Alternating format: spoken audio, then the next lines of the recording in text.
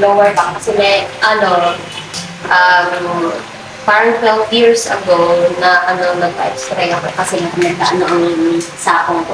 Every morning para siya may arthritis. Okay. Tapos nakita na yung palang lumbar 4 and 5 ko, meron siyang parang, ang kasi nila, kasi Vietnamese, degenerative kasi ang parang translation. So yun po ang sabi sa akin, it's either pwede madala daw sa therapy or for operation kapag umano daw. So ngayon, pag maglalakad ako, medyo malayo na yung nalalakad ko para siyang nagpipilit na sakit. Ako nakataas yan, nararamdaman po ba kayo masakit dito? Nasa likod ko, nasa parang shoulder blades. Dito po ba? Yan po. Gano'ng masakit po? Rate ko na 1 to 10, number 10 pinakamasakit. Parang mga around 7. 7.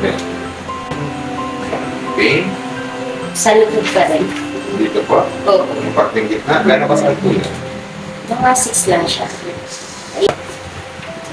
Ow! Baba! Ito po. Gano'ng masakit yan? Mga 9. 9. Sa kaliwa talaga. Dito pa rin po? Opo. Gano'ng masakit yan? Ganun din po. Saan sumakit? Gano'ng masakit yan? Mga 9. Ay, kung papansin ninyo, naka-straight body pa kayo ha? Hindi pa kayo nakabint. Para na kayo nag-snappy. Number 9 na po yan. Saan? Masakit? Ito pa rin. Gano'ng masakit po ito? Yung mga 9, parang naka-ano ako. Masakit? Ito. Gano'ng masakit po yan? Mga 7 lang siya pag ganyan. 7, 6. Last one. Oh! Hinga. Hanggang parang abot mo. Ganda sa pinakang lumbar part o Opo. lower back.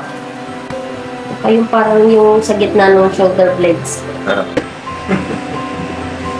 Relax. May Sabi ko po kanina merong number 7 na pain sa parte ito. Ngayon, medyo hindi. Parang nasa 4 na lang. 3. Nandun pa rin. Hello! sabi niyo po kanina may number 9 dito. Hello! Kamusta? Wala na!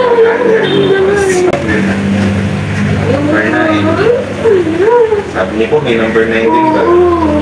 Wala. Naramdaman niyo? Sakit naman talaga eh. Kanina sabi niyo po merong number 6 na pain dito. Wala, parang ano lang. Taba na lang. Oh, sabi niyo kanina number 9 na yan. Ngayon nga, na-extend niyo pa? Parang may nasa 4 or 3 na. 4 or 3. Number 9. Mga 3. Meron pero mga 3 or 2 na lang. Hindi siya galing kanina na parang sharp.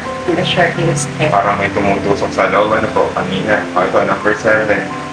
Wala. Kamusta po ang iyong pakaramdam after the therapy? Medyo okay. Medyo gumaan yung likod. Okay. Hindi nyo na nararamdaman yung parang sobrang sakit ng likod kanina? Parang tight yung chest ko. Pakarap ng kanina. Ngayon medyo okay. Okay. So after po ng therapy, ito